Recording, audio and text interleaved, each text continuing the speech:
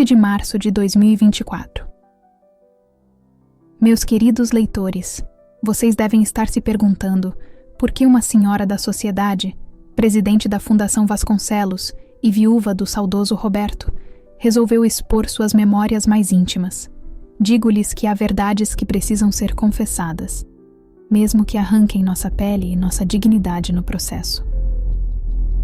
Começo esta narrativa exatamente 3 meses antes do dia que mudou minha vida para sempre. Eu estava sentada na varanda da minha mansão no Alto da Boa Vista, bebericando meu chá das 5, quando Beatriz, minha única filha, chegou com aquela expressão determinada que sempre me causou arrepios. "Mamãe", ela disse, "não pode continuar andando por aí com aquele motorista senil. O Sr. Joaquim já tem 75 anos, pelo amor de Deus. Arranjei alguém perfeito para substituí-lo." Ergui minhas sobrancelhas perfeitamente delineadas e ajeitei o colar de pérolas que Roberto me dera em nosso último aniversário de casamento. "Querida, Joaquim me serve há 2 décadas. Conhece cada rua, cada atalho e cada árvore que pode acertar por causa da vista cansada", ela interrompeu, revirando os olhos.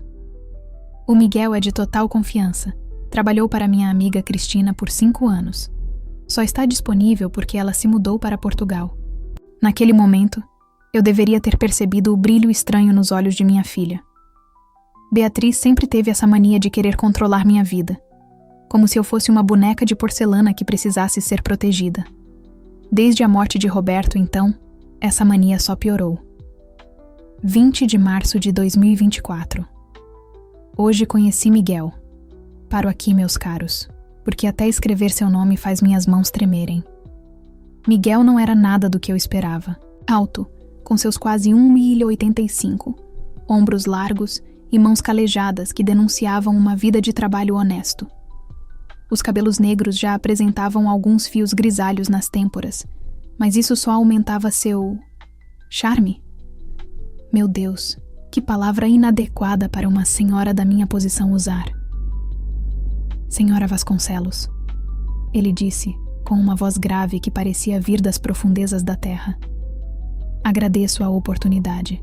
Seus olhos, verdes como 2 azeitonas maduras, encontraram os meus por 1 segundo a mais do que seria apropriado. Senti um calor subir pelo pescoço, como uma adolescente tola. Eu, Helena Vasconcelos, que enterrei um marido há 2 anos e presido uma das maiores fundações beneficentes do Rio de Janeiro. 25 de março de 2024.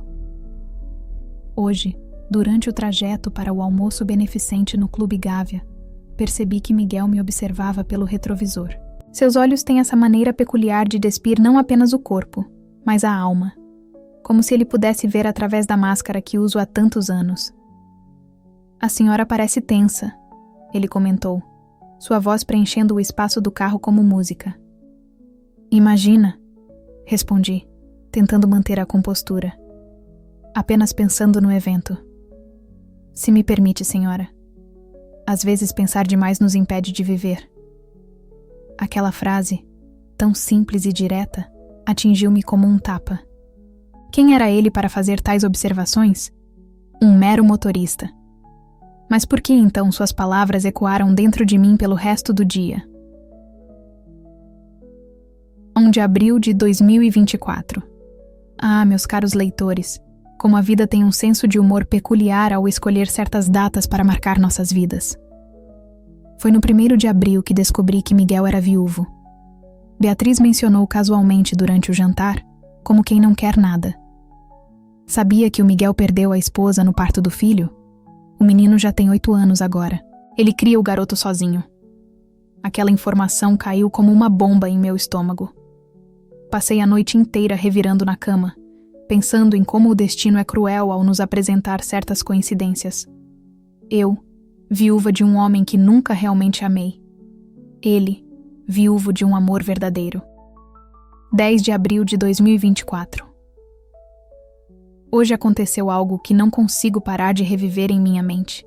Estava chovendo quando saímos do consultório do Dr. Paulo, meu cardiologista. Sim, tenho problemas no coração. Que ironia. Miguel esperou-me com um guarda-chuva, como sempre faz. Mas ao descer os degraus escorregadios, meu salto traiu-me. Seus braços me envolveram com uma força controlada, impedindo minha queda. Por um momento, um único momento que pareceu durar uma eternidade, ficamos assim, próximos demais. Pude sentir seu perfume discreto misturado com o cheiro da chuva. Suas mãos grandes e firmes em minha cintura. O calor de seu corpo atravessando o tecido fino de minha blusa de seda. "Cuidado, senhora", ele murmurou, seu hálito quente em meu ouvido. Recuperei o equilíbrio rapidamente, é claro. Sou uma senhora respeitável, afinal. Mas aquele momento ficou gravado em minha pele como uma marca de ferro em brasa. 15 de abril de 2024. Beatriz está desconfiada. Hoje, durante nosso almoço de domingo, ela não parava de me observar com aqueles olhos inquisidores que herdou do pai. "Mamãe, você está diferente", ela disse, cutucando a salada com o garfo. Mas, distraída. "Que bobagem, querida. Deve ser a primavera. Estamos no outono, mamãe." O silêncio que seguiu foi pesado como chumbo. 20 de abril de 2024. Hoje fiz algo imperdoável. Algo que mancharia para sempre minha reputação se alguém descobrisse. Pedi que Miguel me levasse ao cemitério São João Batista, onde Roberto está enterrado. É um ritual que faço mensalmente, levando flores e mantendo as aparências, como sempre fiz em vida. Mas hoje foi diferente. Enquanto estava ajoelhada diante do túmulo de mármore, comecei a falar com Roberto. Não as palavras protocolares de sempre, mas a verdade crua que guardei por 30 anos de casamento. "Você nunca me amou de verdade, não é, Roberto? Eu era apenas mais um de seus investimentos. A esposa troféu, a organizadora de eventos perfeita, a mãe dedicada. Mas nunca fui uma mulher de verdade para você." Quando me levantei, percebi que Miguel estava próximo o suficiente para ter ouvido tudo. Seus olhos verdes me fitavam com uma intensidade que me fez tremer. "A senhora não precisa se explicar", ele disse suavemente. Mas eu queria explicar. Queria gritar. Queria arrancar aquela máscara que uso há tantos anos até meu rosto sangrar.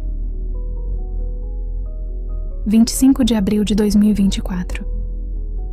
Ontem conheci o filho de Miguel. Foi um acidente, na verdade. Estava saindo para minha aula de pilates quando o menino chegou correndo até o carro, os olhos idênticos aos do pai brilhando de alegria. Pai, tirei 10 na prova de matemática." Miguel o abraçou com tanto amor, tanto orgulho, que senti meu coração, esse órgão traiçoeiro, apertar no peito.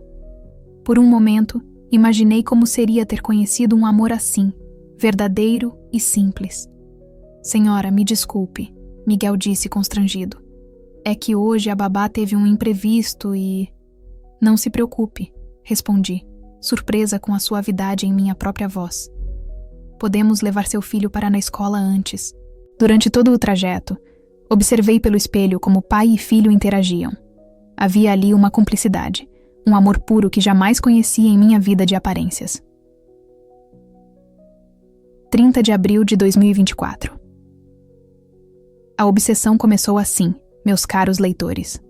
Não com um estrondo, mas com pequenos momentos, olhares roubados, palavras simples que carregavam universos de significado. Hoje, enquanto me preparava para mais um evento beneficente, peguei-me escolhendo um vestido vermelho que há anos guardava no fundo do closet. Roberto odiava vermelho. Dizia que era vulgar, impróprio para uma senhora de minha posição. Quando Miguel me viu descendo as escadas da mansão, seus olhos se demoraram em mim de uma maneira que fez meu sangue ferver. Não disse nada, claro, mas seu silêncio foi mais eloquente que 1000 palavras. 5 de maio de 2024. Beatriz apareceu de surpresa hoje. Encontrou-me no jardim, onde eu fingia ler um livro enquanto observava Miguel lavando o carro. Que Deus me perdoe por essa confissão. "Mamãe", ela disse, seu tom agudo me arrancando do devaneio. "Precisamos conversar sobre sua... situação." "Que situação, querida?" "Você sabe muito bem. As pessoas estão comentando." Dona Euclaire me ligou ontem, preocupada com seu comportamento no último chá beneficente. Senti o sangue gelar nas veias. Que comportamento! Você ficou toda diferente quando o Miguel foi te buscar. Todo mundo percebeu. Naquele momento, meus caros leitores, percebi que minha máscara começava a rachar. E o mais assustador, uma parte de mim, uma parte que permaneceu adormecida por 55 anos, queria que ela se despedaçasse de uma vez. 10 de maio de 2024. A obsessão tem esse poder terrível de nos consumir por dentro, como um câncer silencioso. Hoje, enquanto organizava alguns documentos no escritório, encontrei uma foto antiga. Eu aos 25 anos, recém-casada com Roberto, sorrindo aquele sorriso ensaiado que se tornaria minha marca registrada. A jovem da foto era uma estranha para mim. Uma boneca de porcelana que nunca soube o que era sentir. Realmente sentir algo por alguém. Miguel entrou sem bater, carregando uma pasta que Beatriz havia esquecido no carro. Senhora? Ele chamou, me encontrando com a foto nas mãos e lágrimas nos olhos. Foi então que aconteceu, meus caros. O momento que mudaria tudo. Helena, sussurrei. Meu nome é Helena. 15 de maio de 2024. Hoje, durante o trajeto para a fundação, nossos olhares se cruzaram no retrovisor. Não foi como das outras vezes. Havia algo diferente, algo perigoso. Helena, ele disse, testando meu nome em seus lábios pela primeira vez. E naquele instante, meus queridos leitores, soube que estava perdida. A máscara da respeitabilidade que usei por tantos anos começava a derreter como cera quente. Mas o que vocês ainda não sabem, o que ninguém sabe, é que por trás dessa obsessão aparentemente inocente, esconde-se um segredo muito mais obscuro. Um segredo que liga Miguel ao meu passado de uma maneira que nem ele mesmo imagina. E é aqui que nossa história realmente começa. 20 de maio de 2024. Há segredos, meus caros leitores, que corroem a alma como ácido. O que estou prestes a revelar nunca foi contado a ninguém, nem mesmo a Roberto em seu leito de morte. Hoje, ao ver Miguel brincando com seu filho no jardim, sim, o menino tem aparecido com mais frequência desde que a babá adoeceu, senti meu coração parar. O garoto tem os mesmos olhos verdes do pai, é verdade, mas há algo mais. Algo que me fez engasgar com meu chá da tarde. Aquele sorriso. O mesmo sorriso que vi há 32 anos, numa noite de verão, nos lábios de alguém que poderia ter mudado minha vida. 25 de maio de 2024. Senhora? Helena. Miguel me chamou hoje, sua voz grave quebrando o silêncio do carro. Percebi que a senhora anda diferente. Estávamos parados em um semáforo na lagoa, o sol poente tingindo tudo de dourado. Ajeitei meu colar de pérolas.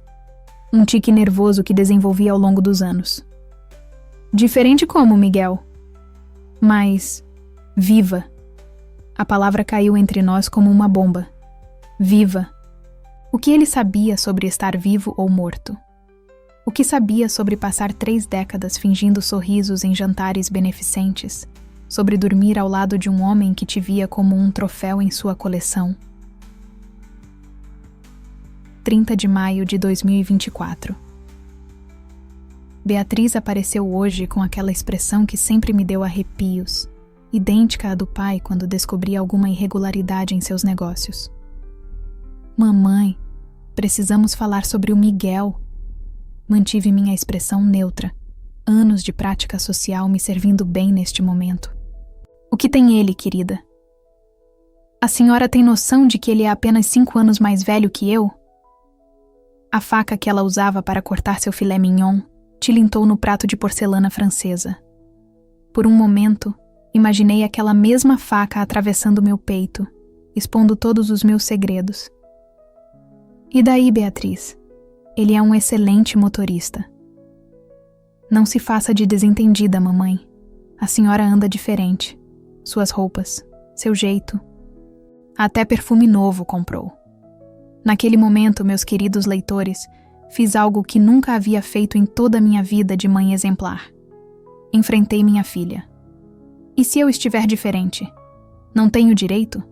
Passei 30 anos sendo a esposa perfeita do seu pai, a mãe abnegada, a dama da sociedade impecável.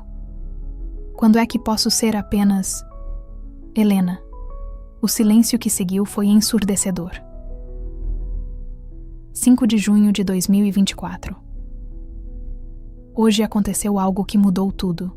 Miguel me levava para mais um evento da fundação quando o carro apresentou problemas na subida do Alto da Boa Vista. A chuva fina que caía tornava tudo mais dramático. Vou dar uma olhada no motor, ele disse, saindo para a chuva. Observei pela janela enquanto ele abria o capô. Sua camisa branca, parte do uniforme que eu mesma escolhi, grudava em seu corpo como uma segunda pele. A água escorria por seu rosto, por seu pescoço. Sem pensar, saí do carro com meu guarda-chuva. Deixe-me ajudar, ofereci, protegendo-o da chuva. Foi então que aconteceu. Ao se virar, suas mãos sujas de graxa roçaram em meu vestido de seda azul, o preferido de Roberto. Tentei me afastar, mas escorreguei. Suas mãos me seguraram pela cintura, como naquele dia na escada do médico. Mas desta vez foi diferente. Desta vez, nenhum de nós se afastou. Helena, ele sussurrou, seu hálito quente em meu rosto. Não, murmurei, mas minhas mãos já estavam em seu peito, sentindo seu coração bater tão forte quanto o meu. O beijo, quando veio, foi como mergulhar em um oceano de fogo. 30 anos de casamento respeitável, e nunca, nunca havia sentido algo assim. 10 de junho de 2024. O pecado, dizem, tem sabor de mel e ferrugem. Depois daquele beijo na chuva, tudo mudou. Os trajetos de carro se tornaram torturas doces. Cada olhar no retrovisor, uma promessa silenciosa. Cada parada no sinal vermelho, uma oportunidade para nossas mãos se encontrarem acidentalmente. Mas hoje o destino decidiu brincar conosco de uma maneira cruel. Beatriz estava no clube quando chegamos para buscá-la. Ela não deveria estar lá, mas estava. E viu. Viu quando Miguel me ajudou a sair do carro, seus dedos demorando-se um segundo a mais nos meus. Viu o modo como nos olhamos. Viu tudo o que eu tentava esconder. Que nojo, mamãe. Ela disse mais tarde em casa.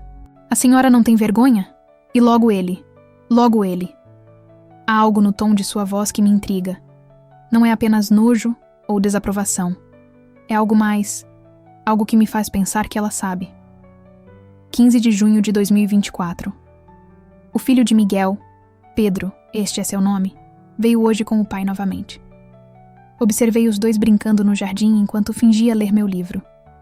Senhora Helena, o menino me chamou de repente. A senhora também perdeu alguém que amava? A pergunta me pegou de surpresa. Por que diz isso, querido? Porque a senhora tem o mesmo olhar triste que meu pai tinha antes. Antes de conhecer a senhora. Senti meu mundo girar. Como uma criança podia ver o que passei 3 décadas escondendo. 20 de junho de 2024. Hoje, enquanto procuravam os documentos no escritório de Roberto, que mantenho intocado como um mausoléu à nossa farsa conjugal, encontrei algo que me gelou o sangue. Uma carta. Antiga, amarelada pelo tempo. A data, 15 de março de 1992. A letra eu reconheceria em qualquer lugar.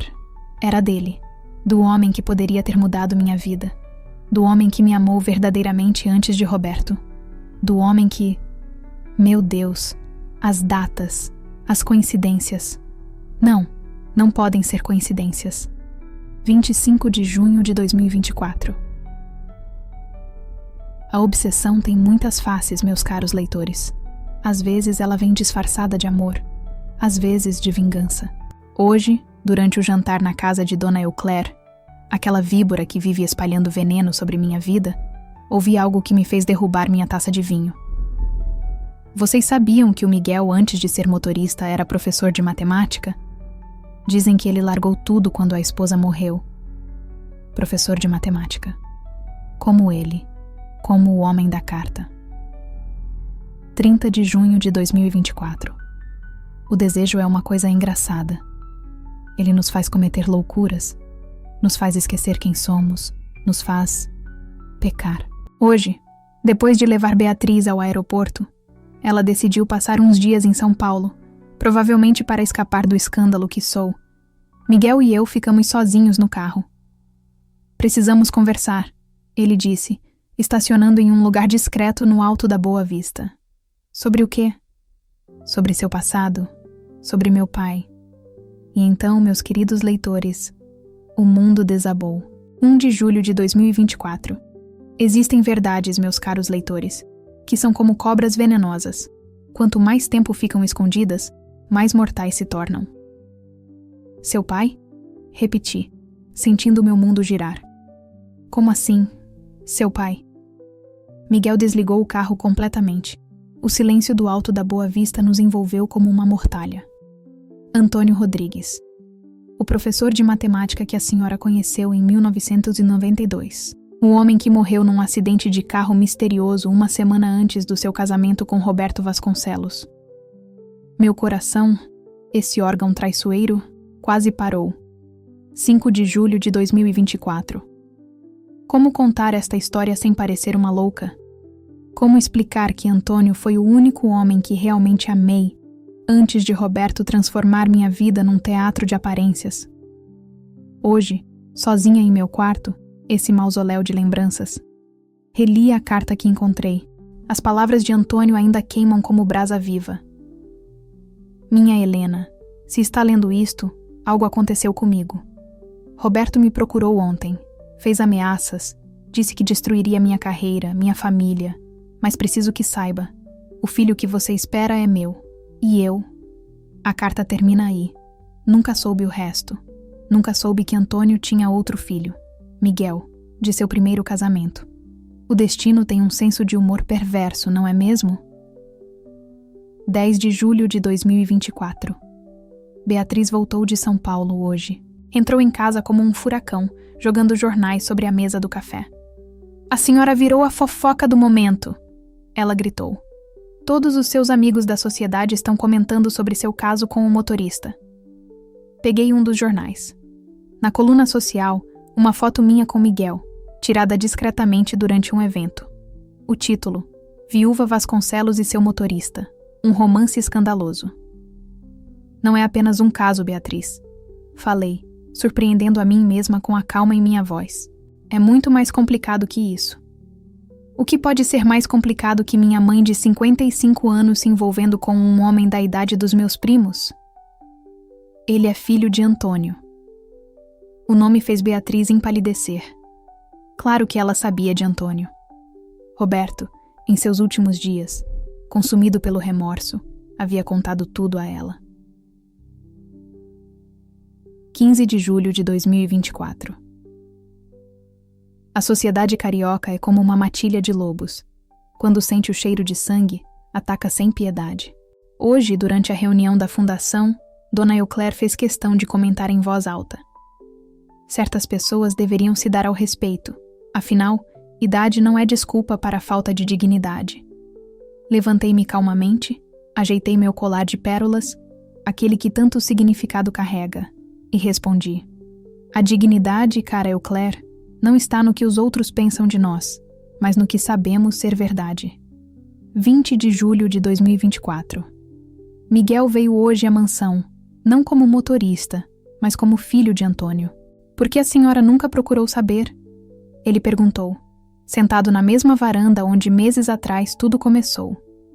Roberto, ele tinha poder, muito poder.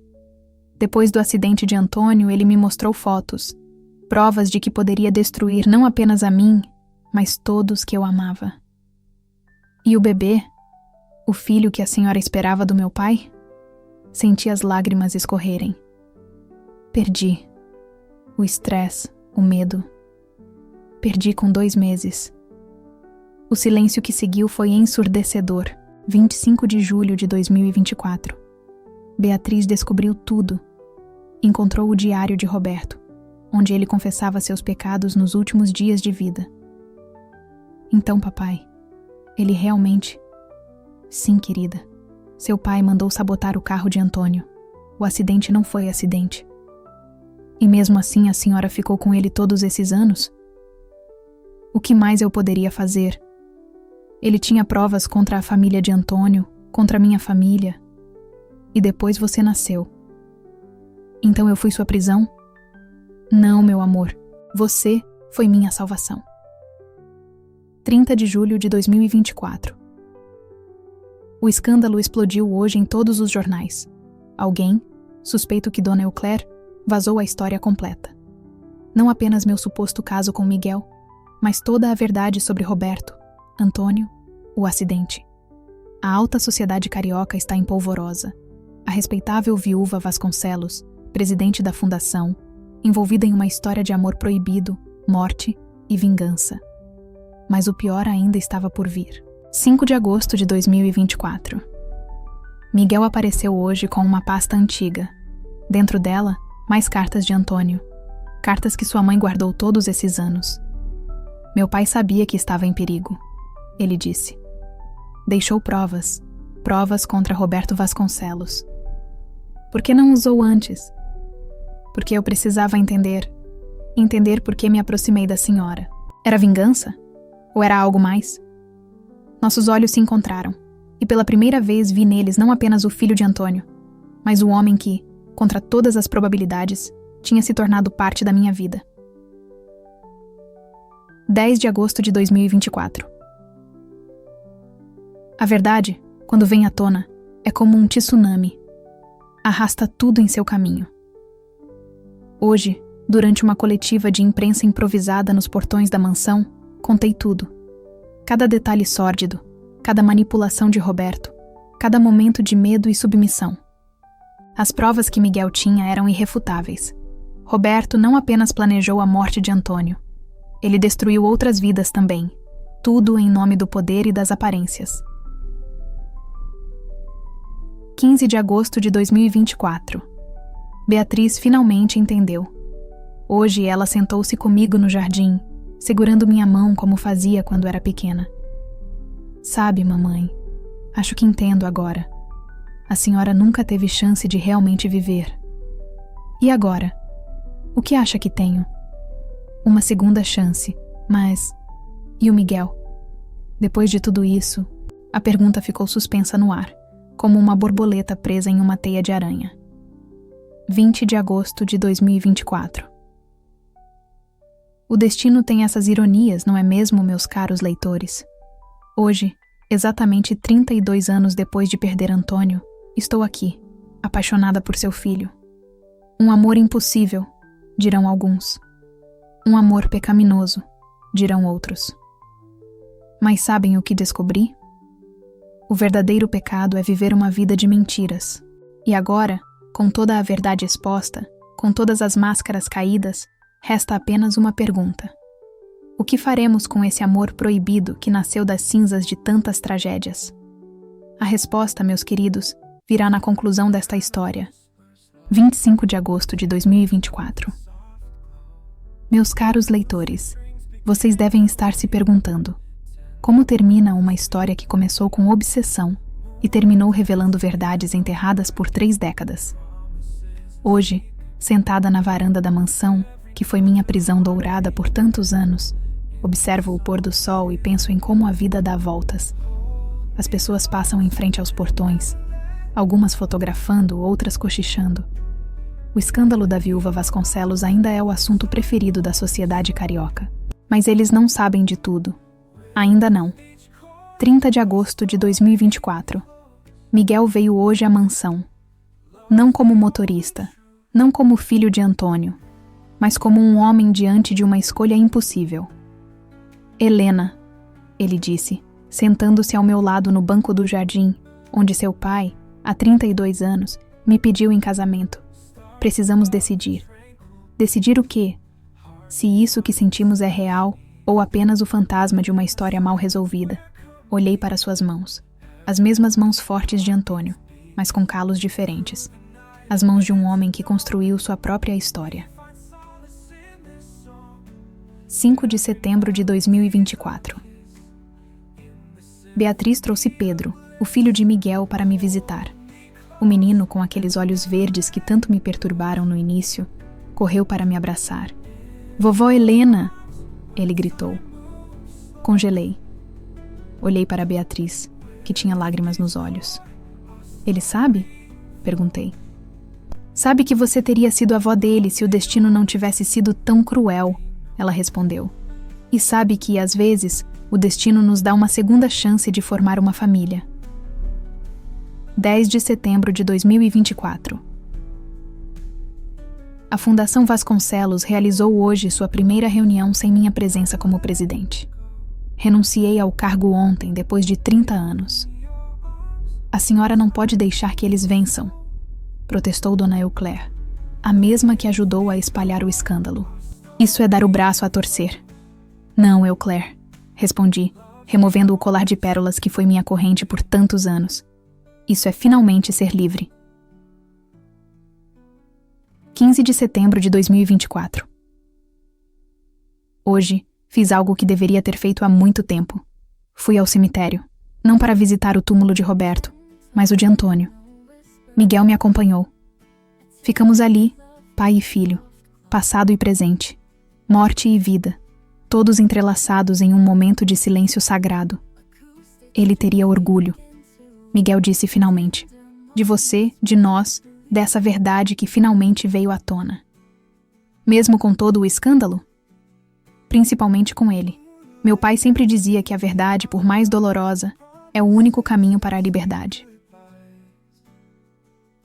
20 de setembro de 2024. A mansão está à venda. Beatriz quase teve um ataque quando anunciei minha decisão. "Mas mamãe, esta casa é parte da nossa história." Exatamente, querida. De uma história que precisa terminar para que outra possa começar. Comprei um apartamento em Ipanema. Menor, mais acolhedor, sem fantasmas nos corredores. 25 de setembro de 2024. Miguel pediu demissão hoje. Formalmente, entregou as chaves do carro e seu uniforme impecável. "Não posso mais ser seu motorista", ele disse. "E o que você quer ser?" "O homem que te faz sorrir sem precisar te observar pelo retrovisor." 30 de setembro de 2024. A alta sociedade carioca teve seu último festim de fofocas hoje. Nos casamos. Sim, meus caros leitores. Casamos. Foi uma cerimônia simples no cartório, seguida de um almoço na praia. Beatriz foi minha madrinha. Pedro levou as alianças. Dona Euclaire passou mal quando soube. Que pouca vergonha, que escândalo. Mas sabem o que é interessante? Pela primeira vez na vida não me importei. 5 de outubro de 2024. Mudei-me hoje para o apartamento em Ipanema. Miguel e Pedro virão na próxima semana, quando terminar o ano letivo do menino. Entre as caixas da mudança, encontrei uma última carta de Antônio, escondida em um livro antigo. A carta que Roberto nunca encontrou. "Minha Helena, se está lendo isto, algo aconteceu comigo. Mas lembre-se, o amor verdadeiro nunca morre. Ele apenas espera o momento certo para renascer, mesmo que seja através de outros corações. Com amor eterno, Antônio." 10 de outubro de 2024.